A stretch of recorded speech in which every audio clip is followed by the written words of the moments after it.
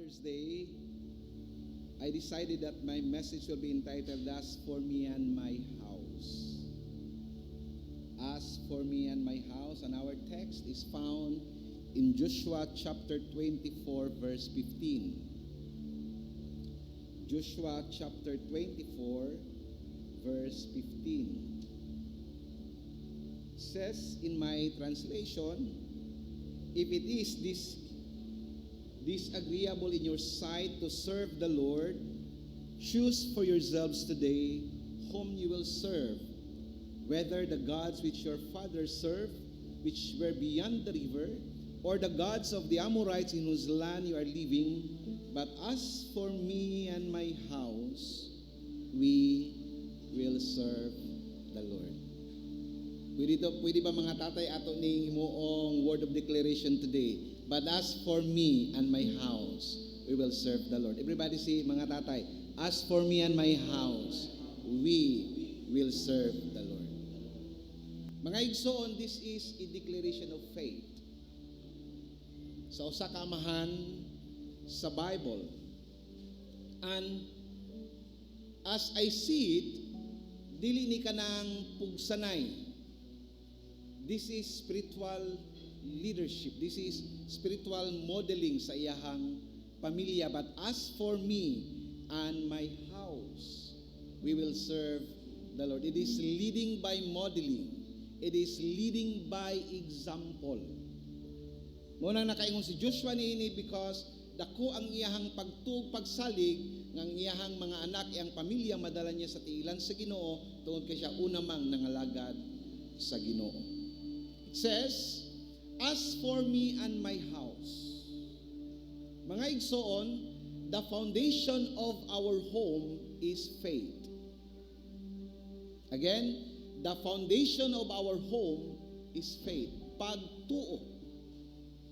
Walay kusog ang usa ka panimalay kung walay pagtuo sulod sa panimalay. Walay kaminyoon nga magmalipayon magpabilin diha sa kalipay kung walay pagtuo ang panimalay. Walay panimalay nga magmalinawon kung walay pagtuo sulod sa panimalay. Yes, money can build a house, but only faith can build you a home. Can you say amen? Lahi ang balay, lahi ang panimalay. Ang balay, that is the structure. Ang panimalay mo ng mga tao nga nagpuyo sulod sa balay. And it requires faith. Aron mubunga ang gugma, mubunga ang kanang pagsinabtanay, mubunga ang pagkamaginhatagon. It takes faith. And that faith in the home starts in the faith of a father. Di nga imong katapan nga amahan, magsugod sa imo. The seed of faith must start with a father. The seed of generosity dapat mag-una sa amahan. Lain po no nga ang imong anak hatag og tithes, ikaw ginikanan. Paglain man po siguro. Lain po imong anak apil og prayer meeting ang ginikanan. Pero maot man pod. Maot pod nga gasimba imong anak ginikanan wa, no? Mga amahan, bisan wala pa nangalagad ang inyong pamilya, pabilin nga magmatinud-anon diha sa Ginoo. This is personal decision. But as for me, ako, mangalagad ko sa Ginoo. This is personal conviction. Dili ni hinulaman nga pagtuo. This is not a borrowed faith. This is a genuine faith. Ako, mangalagad gyud sa Ginoo. Mga amahan, you are called for spiritual direction more than provision. Your family needs your God's intimacy more than your salary. Sa atong kultura karon, lahi ang iyang definition of fatherhood, no? It clearly is kanang it deviate, no? In the biblical definition of a father. Karon, kung makabuhat ka gwapong balay sa imong mga anak, sa imong pamilya, na kay gwapong trabaho, dakog sweldo, You'll be called a godly father, but that's not a godly father in the Bible. The godly father or a good father or an honorable father, katong amahan nga nangalagad sa Ginoo, giuna ang Ginoo ug gidala ang iyang mga anak ngadto sa tiilan sa Ginoo. Mao na ang blueprint sa usa ka amahan nga gitudlo sa Ginoo sa Bible. You are called for spiritual direction more than provision. Sunod na ang pag-provide sa imuhang pamilya. Joshua take a personal responsibility.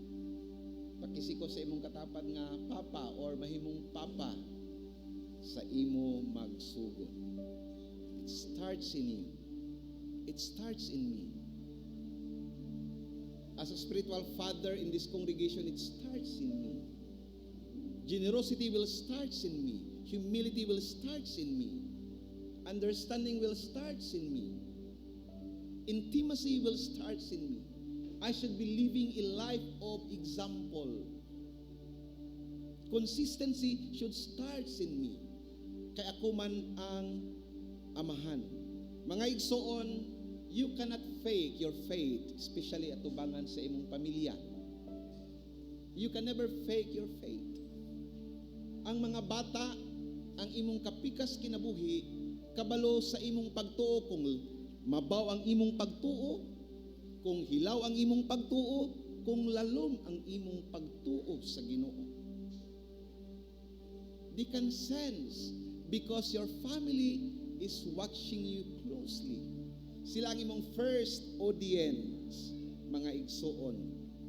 Muna mga amahan, ang ako ang pagdasi karong buntag, be faithful. Be faithful. Kabalo ko nga, some of you, some of us, kay amahanon po ko, some of us, dili na ta makakita sa bunga sa atong pagpanudlo. Dili na ta makakita sa bunga sa atong pagsakripisyo. But remember, you are planting a seed, you are not planting a tree. Binhi ang imong ginapugas sa kasing-kasing sa imong panimalay. And it takes time to grow. Can you say amen? But it does not mean nga wala pa sila nangalagad sa Ginoo, muundang na pugag pangalagad sa Ginoo. Be faithful. Can you say amen? Be consistent. Leading starts, no? By choice. Mupili ka, I will serve the Lord, and starts in there. Be faithful. Be consistent. Your faithfulness can change the destiny of your family. Your faithfulness can change the destiny of your family. Imong mga anak, imong mga apo, pati na tong imong mga kaliwatan nga wala pa mataw, you can change their destiny, mga igsoon. Dako ang akong pagtuo. When a man stands, dako ang tsansa that the house will stand. Again, when the man stands, dako og tsansa that the house will stand. Bisag na ay bagyo, pag naay amahan nga mubarog sa kamatuoran, it will stand. Bisag unsa kalalom ang problema, bisag unsa kadako ang problema, kung dunay amahan nga mubarog diha sa pagtuo, it will stand. That's what I believe. Muna amahan, do not underestimate the power of your faith. You are a carrier of destiny. You are a molder of destiny. Your children are closely watching at you. Nagatanaw sila sa imo. Muna, i-appreciate na ko ng mga ginikanan nga naning kamot dala sa ilang mga anak during prayer meetings. Gina-appreciate nato ng mga ginikanan nga bisang tighinlo sa simbahan sa Sabado, ginadala ang ilang mga anak. Why? That is leading by modeling. Dapat ang mga ginikanan mag-set og culture sa iyang tagsa-tagsa kapamilya, sa iyang panimalay, that God is first. Kanang makita ba nga, si Papa sige ingon nga God is first, pero wala lagi mi sa simbahan.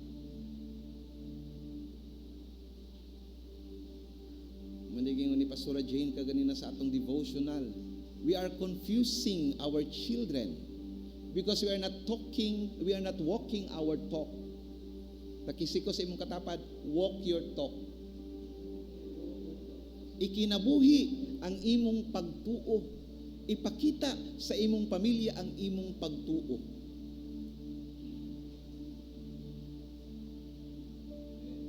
Makita sa mga bata nga God is first. Make a culture that they will see that God is first. Pastor, di man gapon manimba, sige lang. Be faithful.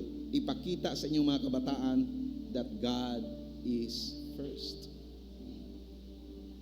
Number 2, as for me and my house, we will serve the Lord. From personal conviction to a family conviction. From personal responsibility, it flows towards family responsibility. Iyon siya, mangalagad ko sa Ginoo. Ako kauban ang akong pamilya. Amen. May it will become a declaration of your faith, mga amahan. Mangalagad ko sa Ginoo, uban ang akong pamilya. Sa unang panahon, igsoon sa ilang kultura, when you mention a house, no, ingon man siya, as for me and my house, we will serve the Lord. Sa unang panahon, ang ilang kultura, when you mention a house, apil ang katabang, apil ang tanang taong nagpuyo sa iyang balay, iyang mga anak, iyang auntie, uncle, basta naa sa iyang panimalay. Muni ang buti pasabot niya din eh. Apil ang iring, apil ang iro, apil ang kabaw. Sa unang panahon, pag mag-fasting, fasting ang ilahang mga kabaw. Oh Lord have mercy, you're not reading your Bible. Kung magsimba sila ilang kabaw, di man po magsimba. Pero walay trabaho ang kabaw. Pag Domingo, walay abring tindahan. Oh Lord have mercy. Nakalimot na mo sa prinsipyo sa Bible, and you should have to be reminded sometimes. Nakahinumdum ko kagahapon ba to, pastora? Sa asa to, sa Facebook ba to? Nakadungog na ako nakita. Na pastor in tao ni bisita siyang membro. Uy Brad, daghang man kag manok Brad. Tama mo ko, pastora? Daghang ito, pastor, panalangin sa Ginoo. Uy, daghang mo kag iring. O pastor, pagdala pastor og iring. Sa manok wag ipadala si pastor pero sa iring. Daghang bitaw may iring pastor, pagdala pastor duha, tulo. Mas manok wa jud. Mga igsoon, kung pwede pa magtay sa iring, you should be bringing a cut in the house of God.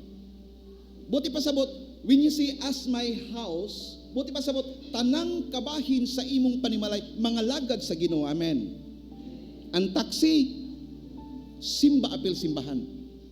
Dili pwede nga magsimba ka taxi nimo, nagbiyahe. No. Amen. Amen. Palakpakan na natong Ginoo. Tindahan sirado. Pastor, kusog mo ang gasoline station pag Sunday, pastor ba? Kita ko sa Facebook kung sa itong gasoline station. Every Sunday, nakabutang dito. This gasoline station is closed because we believe that God is first. Sa itong gasoline station, kita na ko sa Facebook, wow. Kining simple nga mga act of faith maka-influence sa mga tao. Amen. Ipakita nato sa ila sa atong kultura, magsitag culture sa atong mga pamilya, sa atong mga anak that God is first. Mama, kung naninda ka, siradong tindahan. Naknak i-deliver sa dito palihog na kamputo. No, pag Sunday, stop sa. Amen. Dili day pwede mamaligag puto, pastor, kung Domingo. Pwede ba sa simbahan? Snack man nato simbahan. Pag manasa sa puto, simbahan. ang mensahe mga igsoon, do not just send your family in the church. Bring them in the church. Ayaw lang sila ipadala sa simbahan. Dada sila sulod sa simbahan. As for me and my house, we will serve the Lord. Palakpakan natin ang Diyos.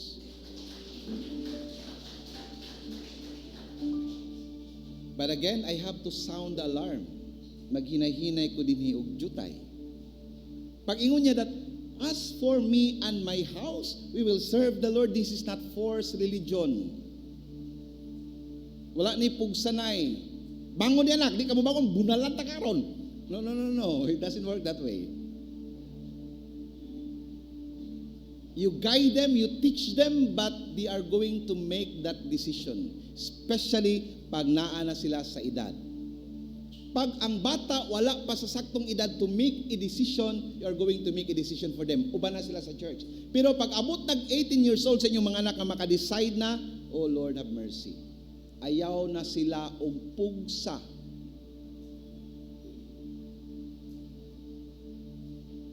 Leading by modeling, not with pressure. Leading by grace, not with pressure. Madala ni mga usa ka kabayo dito sa sibsibanan, pero di mo pwede nga kanang seda. Di mo pwede nga pugson ang kabayo mukaon sa sagbot kay kung imong pugson basig masipaan ka. Amen. You can bring a horse to the water, but you can never force the horse to drink in the water. Can you say amen? You can bring a child to the school, but you can never force a child to study in the school. Tinuod dito sa eskwelahan. Pero wala nag physically present, pero wala nag-eskwela. Madala nimo siya dito sa eskwelahan, but you can never force that child to study his lesson. Can you say amen? It's leading by grace. This is what we call spiritual leadership. Lead with patience, not with pressure. Mga igsoon, growth takes time. Again, you're not planting a tree, you're planting a seed. Nya mo bayan ni ang kuan? Mo bayan ni ang si tawagan na ang kasagaran mahitabo sa atong pamilya. Taas kay tagrasya sa public. Pero sa atong pamilya mubo kay ta og grasya. Guilty ko ani. Hindi kanunay ingon si pastora sa ako, ikaw pang ba? Taas kay ka og pasensya sa simbahan. Pero sa ako kay gamay kay kag pasensya. Guilty ko ani usahay. Leading by grace. Everybody say grace. When you lead by grace, it means releasing, not controlling. Releasing, not controlling. Mao na ang tinuod nga leadership. Ingon ka anak dirita sa tuo, siya pa diri lang ko sa wala. Wa tay mahimo. That child make a decision. Di mo siya pwede guyuron. Kaya na siya ay personal choice. Leading by grace means releasing, not controlling. Kaya kung imong kontrolon ang bata, basin ang iyang pagtuo, imong pagtuo. Basin ang pagtuo sa bata is a borrowed faith. I remember there was a child, ingon siya, wala gi ko kasabot sa akong pagtuo pa, ma. Because I felt that my faith is a borrowed faith. Oh, Lord have mercy. It strikes me. Tama, no? Karapit ang pugso na to ang bata dalon sa simbahan bisa ka nang walay willingness to go to the church. Again, leading by grace, it means continue to be faithful. Ipakita sa ila. Bisag wa sila nagasimba, padayog simba unaha ang Ginoo. Amen. Until that seed of faith nga imong ginapugas sa ilang kasing-kasing will grow inside them. It takes time. Growth takes time, change takes time. O kasagaran sa ato mga ginikanan, dili na nato maabtan ang kausaban sa atong mga anak. Mao ni ang atong mga dilema. So karon ang akong hagit sa mga amahan, be patient in dealing your children. Palihog ko kuwit sa imong katapat, be patient. It takes time. Hey, pastor, yung mga bata perti kabadlongon. It takes time. Tingala na ka anak po, kanang imong iyon nga anak nga perti kabadlongon, muna ang anak nga mimo atiman nimo. Amen. Muna ang anak nga mo kuan sa imo. Because it takes time. So, muna, it means releasing and not controlling. Lead them, guide them, but let them decide. Kaya numdamin ko sa istorya. Na, kung minyuan ni mo ng tawhana, kalimti ko nga imong amahan. Ayaw na kong tawagan nga papa. After 1 month, uli ang bata sa ilang palay. Paamin ako call.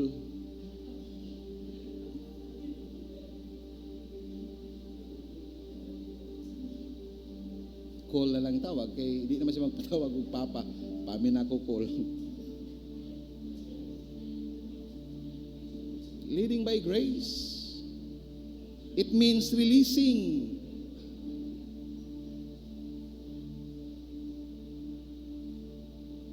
Mauna ang leadership mga igsoon. Muna ang sakit.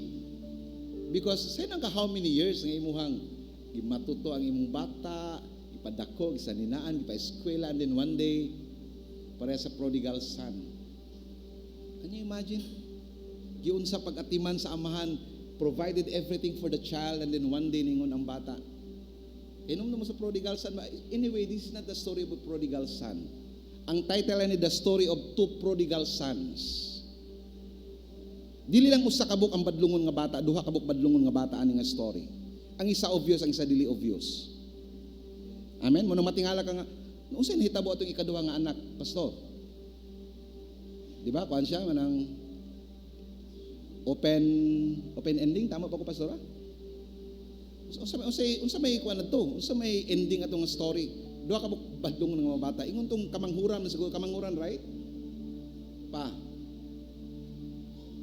Dugay-dugay pa man yung ka mamatay, kaya dahil kay kag supplement, kainom kag vitamin C, ito vitamin D, vitamin Z, na ipag Santi Barley, dugay-dugay pa yung ka, walking pa yung ka, jogging pa yung ka, di na ako kapahabot pang mamatay ka. So, kuwaon ako kung bahin, grabe. Hilabihan ni kadaot ang bata.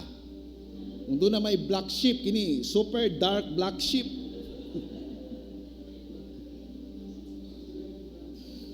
Pero salamat sa Ginoo, sheep gihapon. Dili siya goat. Sheep gihapon, at least sheep gihapon. Badlungon nga anak sa Ginoo. Ay, lingan imong katapad. Ay, lingan dili na badlungon. Dili na badlungon nga anak sa Ginoo.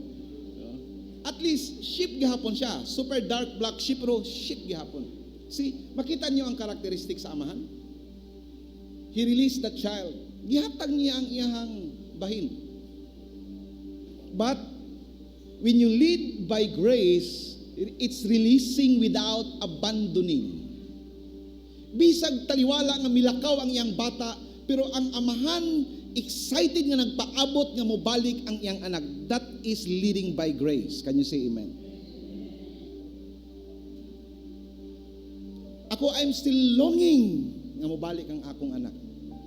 And still welcome siya nga mobalik sa among panimalay. Because that's grace. It's releasing without abandoning. Can you say amen? Ayun na naigsoon nga, dili naging kakapatong aning panimalay. Linga, uyugay mo na, dili na grasya. Dili na grasya. Disgrasya na. Disgrasya na.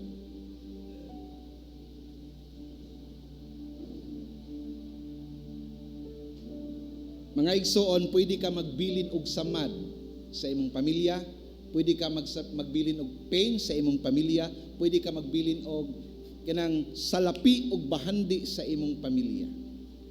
But the greatest legacy that you can leave to your family is the legacy of faith. Everybody say, legacy of faith. Say it one more time, the legacy of faith. Ang atong kalibutan karon is in crisis with a godly fatherhood.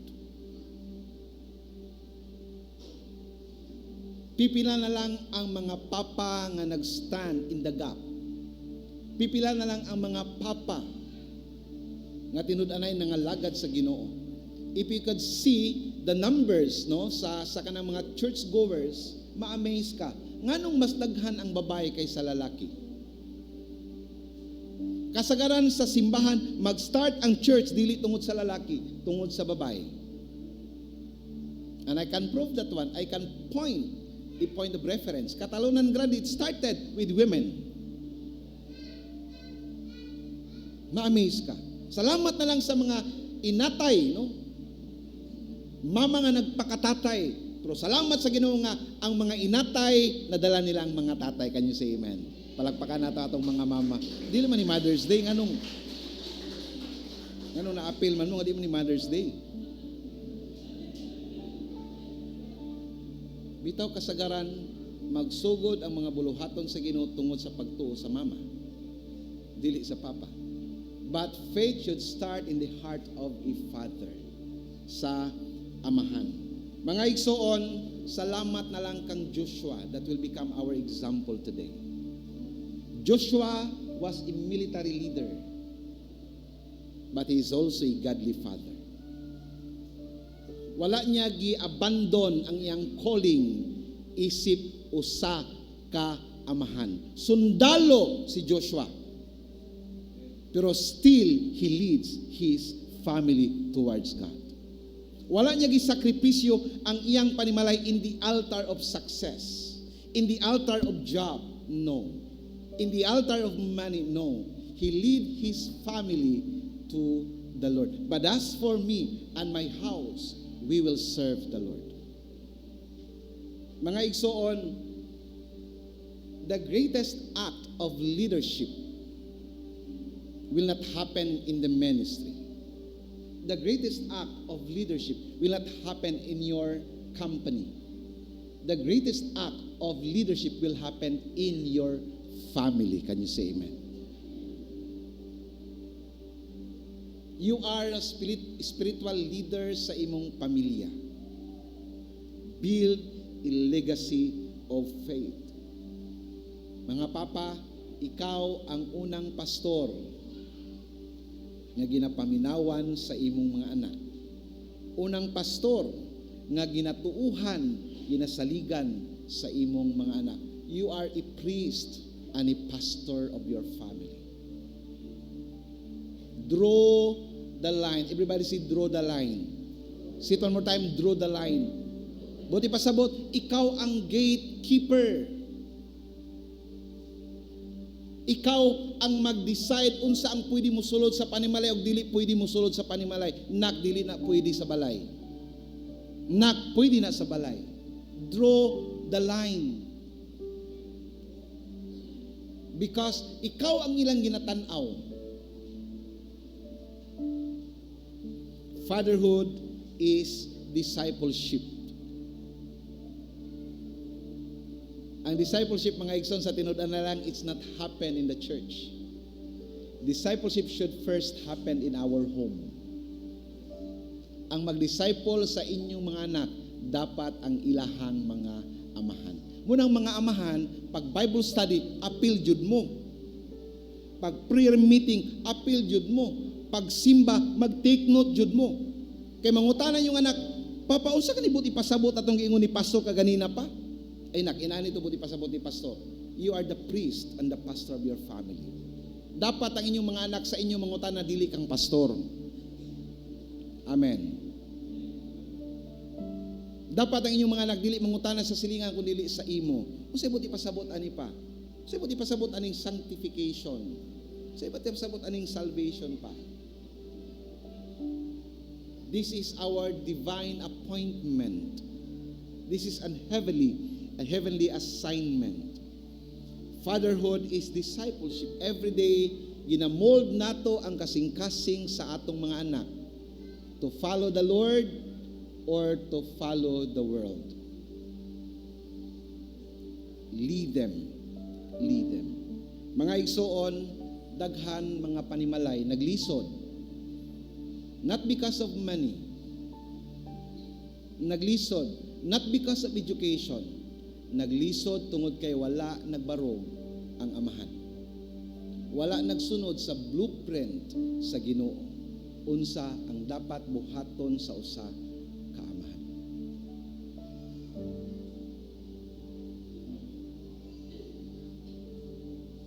Do not abandon your divine calling. Mga papa, heart-to-heart talk. Do not abandon your divine calling. Kung ikaw lang mama nga nakaroon dinhi, wala ang imong husband, sulti imong bana puhon, pang, please do not abandon your divine calling. Ikaw ang among spiritual leader. We need you to lead this family in our spirituality. Please, mga papa, do not abandon your divine calling. Be a father. Be a spiritual leader. Ikaw ang director sa spirituality sa inyong pamilya. Yes, I will tell you, dili man ka musikat. Kung dadon nimo imong mga anak diha sa pagpangalagad sa Ginoo, di ka musikat. Masikat tong makapag-graduate ka sa imong mga anak. Masikat to nakapadoktor kasi nakapiloto kasi mo, masikat to sila. Kay muna ang kultura nato. Kuyawag ini Brad ko ano'y nakapag-graduate siyang anak wa piloto pag yun. Pero talag sila ka makakita kuyawa ni si kuano'y tanan yung mga anak nadalagit sa simbahan ba. Talag sila kakadungog anak. Amen. Talag sila kakadungog because muna ang trending sa society. Pero again, tinuod ang imong pagdala sa imong mga anak diya sa tiilan sa Ginoo, di man ka musikat. But remember that you are building a legacy of faith dito sa langit.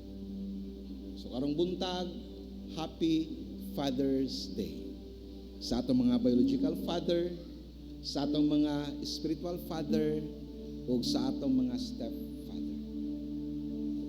Let us bow down our heads.